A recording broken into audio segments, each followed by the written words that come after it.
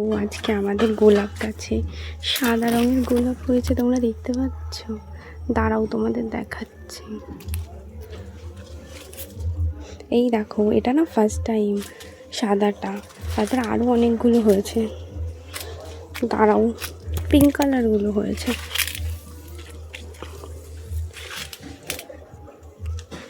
তারপর ওই সাইডটাতেও আছে। এই দেখো কতগুলো পেলাম, 4টে। এই হোয়াইটটা ফার্স্ট টাইম।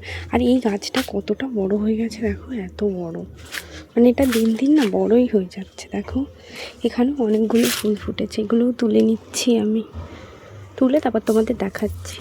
এই দেখো কতগুলো হয়েছে, আজকে এগুলো দিয়ে পুজো দেবো, পুজো দেওয়ার সময় তোমাদের দেখাবো। রোদটা একটুখানি বেশি, গরমটা আস্তে আস্তে বেড়ে যাচ্ছে, তাই তুলসী গাছটা না শুকিয়ে যায়। চল একটু তুলসী গাছে জল দিয়ে নিই। দাঁড়ার মধ্যে জল আছে, চলো তুলসী গাছে একটু জল দিয়ে নিই। আজকে হলো ওই স্যাটারডে, এখন থেকেই তোমাদের সাথে নিয়ে ভিডিওটা স্টার্ট করছি। আর এই দেখো তুলসী গাছটা কীভাবে শুকিয়ে গিয়েছিলো, জল দিয়ে নিচ্ছি। আজকে কতগুলো ফুল হয়েছে দেখতে পাচ্ছ তোমরা। আমার সাদা গোলাপটা তো দারুণ লাগছে, মানে ফার্স্ট টাইম ফুটলো সাদা গোলাপ। আর আজকে ভেবেছি কী বলো তো, যে ঘর মুছবো, তাই জন্যে জল বাইরে থেকে নিয়ে এসেছি। বাথরুম থেকে জল নিয়ে নিই, বাইরের কল থেকে জল নিয়ে এসে তারপরে মানে বাথরুমে রেখেছি। এবার লাইজল দেবো, লাইজল দিয়ে তারপরে মুছবো। এবার কী বলো তো, আমি ভেবেছি লাইজল অনেক ইউজ করলাম, এইবারও যে আরেকটা ভিমের যে লিকুইডটা বেরিয়েছে না, ফ্লোর ক্লিনার, সেইটা আমার নেওয়ার খুব ইচ্ছে। দেখা যাক নেই কি না। এবার ওটা কেমন হবে না হবে সেটা না বুঝতে পারছি না, কিন্তু লাইজলের এই যে রোজেরটা, এটা খুবই ভালো, স্মেলটাও খুব ভালো লাগে আমার। আরেকটা আছে না ইয়োলো লেমনের, ওইটার থেকে আমার এই রোজের স্মেলটা খুব ভালো লাগে। এটা তো আমি মানে ওইভাবেই নিয়েছিলাম যে দেখি কেমন লাগবে না লাগবে। তারপরে এই যে আমি ঘর পরিষ্কার করে নিচ্ছি।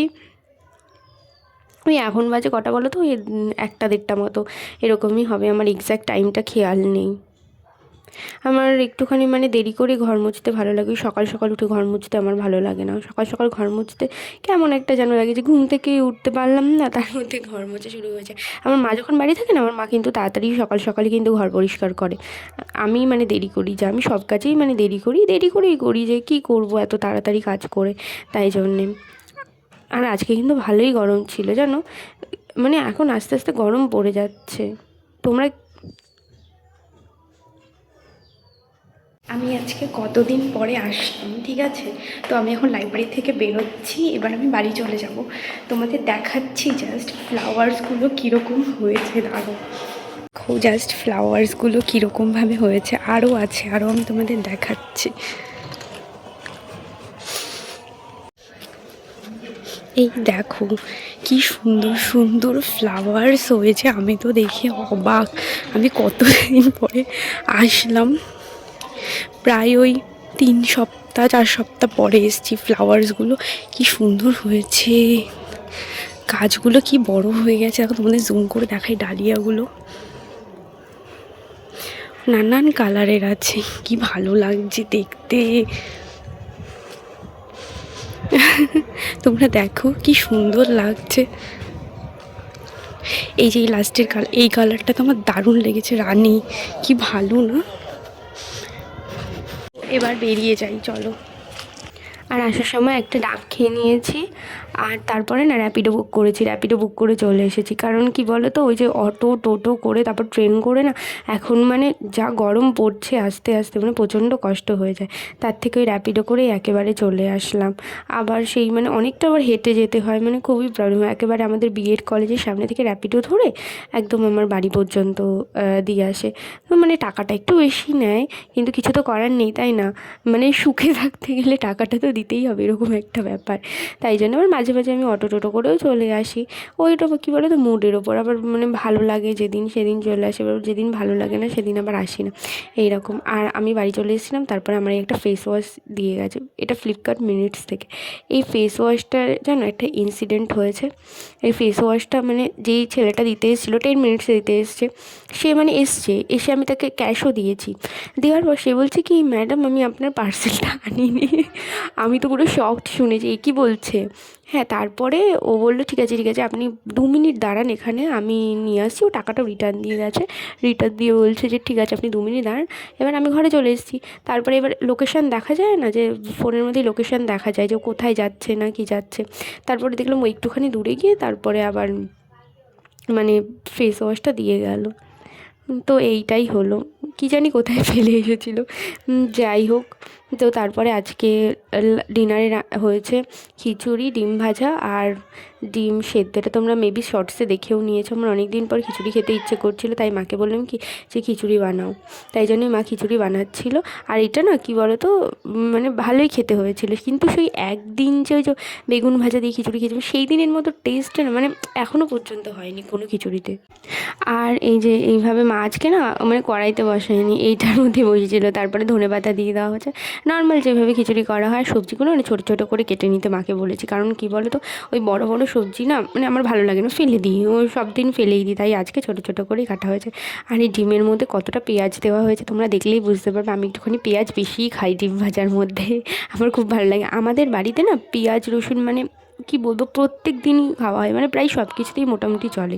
হ্যাঁ, কিছু কিছু জিনিস এমন আছে যে যেটাতে যায় না, কিন্তু তাছাড়া মানে সব জিনিসে আমরা পেঁয়াজ রসুন খাই। এই দেখো ডিমটা ভাজা হয়েছে, ডিমের থেকে পেঁয়াজ বেশি। হ্যাঁ, আমার ভালো লাগে খেতে, মানে খুব ভালো লাগে যে ডিমের মধ্যে মানে বেশি করে পেঁয়াজ থাকবে, খুব ভালো লাগে খেতে। এখানে একটাই ডিম ছিল।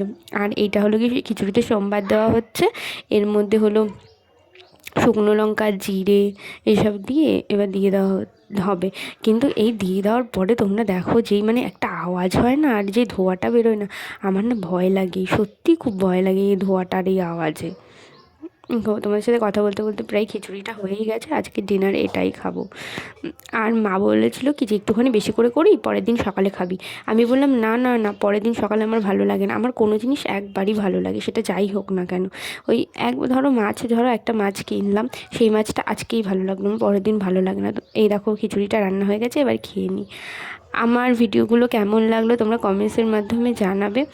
আর যদি নতুন হও তাহলে আমার চ্যানেলটাকে সাবস্ক্রাইব করবে, সাবস্ক্রাইব করে পাশে থাকো। আজকে তো পুরো মাথাটা এই সাইড দিয়ে এতটা যন্ত্রণা, প্লাস ঠান্ডা লেগেছে, জ্বরও লাগছে, তাই মা তেল দিয়ে দিয়েছে। দেখো এখানটা পুরো বোঝা যায় তেল তেল। কালকে আর শ্যাম্পু করবো না, 1-2 দিন পরে একটু ঠান্ডাটা কমে যাক তারপরে শ্যাম্পু করবো। কীভাবে ঠান্ডা লাগলো আমি নিজেও বুঝতে পারলাম না। আর আশা করছি তোমরা পুরো ভিডিওটা দেখেছো, তোমাদের ভালোই লেগেছে। আমি বেশি কিছু দেখাতে পারলাম না, কেন আমার ভীষণ শরীর খারাপ, তোমরা হয়তো ভয়েস শুনে বুঝতেও পারছো। তো তোমরা যারা যারা নতুন বন্ধুরা আমার চ্যানেলে অ্যাড হয়েছো তাদেরকে আমার পক্ষ থেকে অসংখ্য ধন্যবাদ। আর আমার চ্যানেলটা সাবস্ক্রাইব করে আমি যখন কোনো ভিডিও আপলোড করব তখন সবার আগে তোমরাই দেখতে পাও, তোমাদের কাছে নোটিফিকেশান চলে যায়। আর আমার ভিডিওগুলো কেমন হচ্ছে কমেন্টসের মাধ্যমে জানিও, তাহলে আমি একটু ইন্সপায়ার হব ভিডিও করার জন্যে। আর আমার যে নতুন শর্টসগুলো দিয়েছি, ভিডিও ভালো লাগলে একটা লাইক করে দিও, কমেন্টস করো, আর সাবস্ক্রাইব করতে ভুলো না। আশা করছি তোমরা সবাই ভালো আছো।